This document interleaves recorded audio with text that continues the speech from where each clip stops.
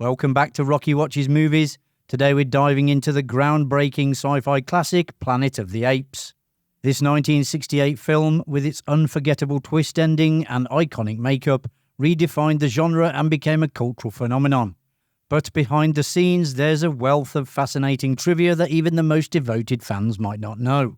So join us as we explore 20 things you never knew about Planet of the Apes.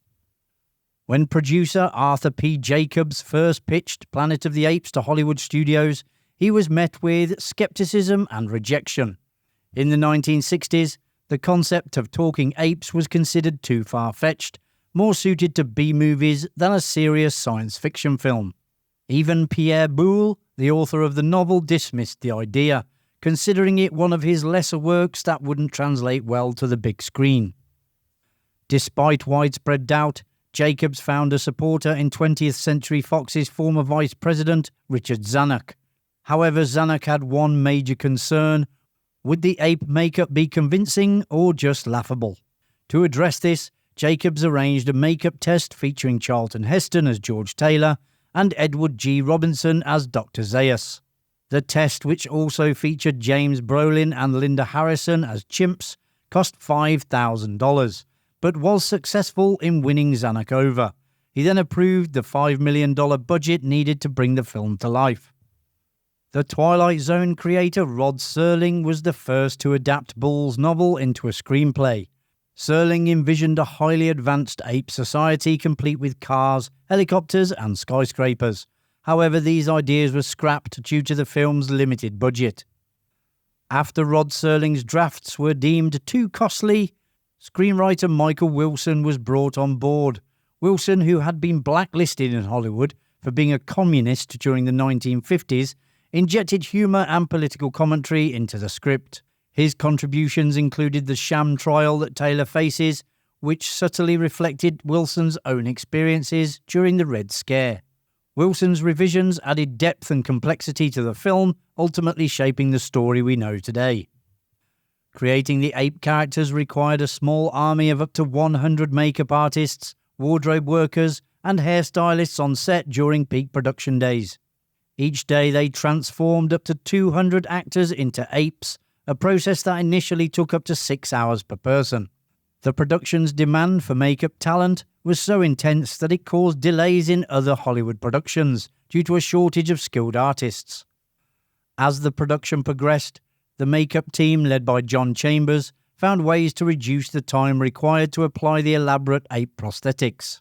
By the end of filming, they had managed to cut the process down to just over 3 hours per actor. Chambers likened the process to an assembly line, with artists working around the clock to maintain the film's tight shooting schedule. Staying with John Chambers, the mastermind behind the ape makeup had a fascinating background. Before making a name for himself in Hollywood, Chambers worked at a veterans hospital post-World War II, where he crafted prosthetics and facial restorations for wounded soldiers. His experience in this field later informed his work in creating Spock's ears for Star Trek and, of course, the groundbreaking ape prosthetics in Planet of the Apes. At the 41st Academy Awards in 1969, Chambers received an honorary Oscar for his groundbreaking work on Planet of the Apes.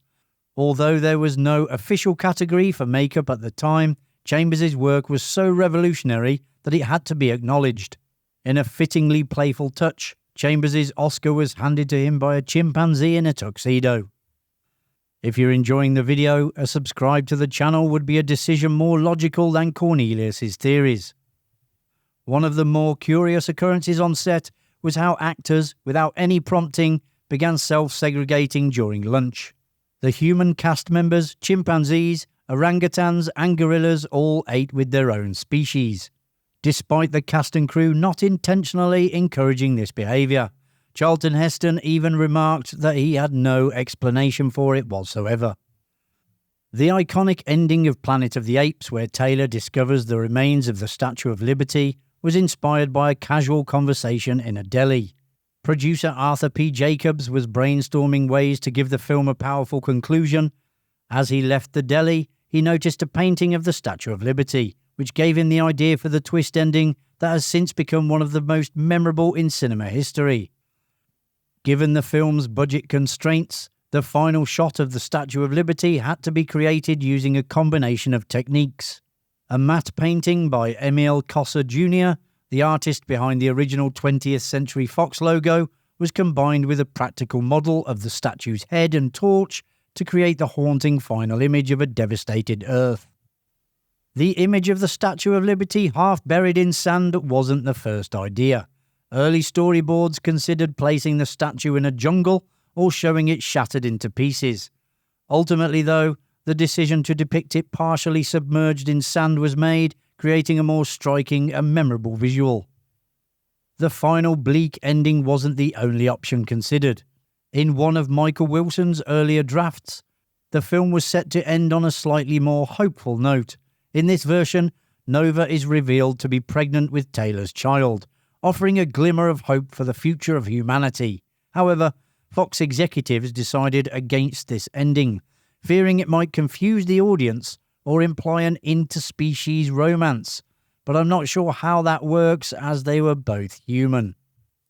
Linda Harrison ultimately played the role of Nova, but she wasn't the studio's first choice. Actresses like Ursula Andress, Raquel Welch, and Angelique Petitjean were all considered for the role, but due to scheduling conflicts or lack of interest, they passed on the part. The role eventually went to Harrison, who was the girlfriend of studio vice president Richard Zanuck at the time. One of the film's most famous scenes, where the ape judges mimic the see no evil, hear no evil, speak no evil monkeys, was not in the original script. According to associate producer Mort Abrahams, this scene was improvised by director Franklin J. Schaffner on the spot. The impromptu addition was well received during test screenings and became a memorable moment in the film. The iconic beach scene at the film's end was so difficult to access that the cast, crew and equipment had to be flown in and out by helicopter. Charlton Heston was battling the flu during much of the filming, which added a raw and authentic quality to his performance as Taylor. Instead of delaying production, the filmmakers decided to keep shooting, as they felt Heston's hoarse voice and weakened state enhanced the character's desperation and exhaustion. According to Heston's diary, after filming the scene where Taylor and Nova are forcibly separated, he wrote that he was feeling like hell while shooting because of his illness, and felt even worse every time that damn fire hose hit him. Planet of the Apes was released in New York City in February 1968 and quickly became a box office sensation, grossing $26 million. This was more than 4 times its $5.8 million production budget, making it one of the highest-grossing films of the year. The movie broke records in major cities like New York, Los Angeles, and London, and became 20th Century Fox's most profitable film of 1968. Planet of the Apes was among the first films to capitalize on large-scale merchandising. The film's success led to a wide array of products, including toys, action figures, comic books, and more. To capture the barren and alien landscapes, the film's desert scenes were shot on location in Arizona. The production utilized stunning natural settings like the Grand Canyon, Lake Powell, Glen Canyon, and the Colorado River.